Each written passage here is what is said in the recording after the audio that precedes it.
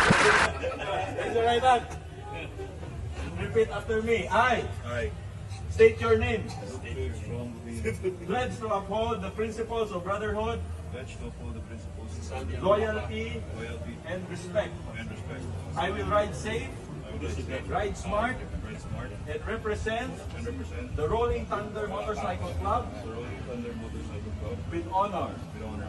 I commit I commit to supporting my fellow members to supporting my fellow members and to always keep and to always keep the spirit of the open road alive.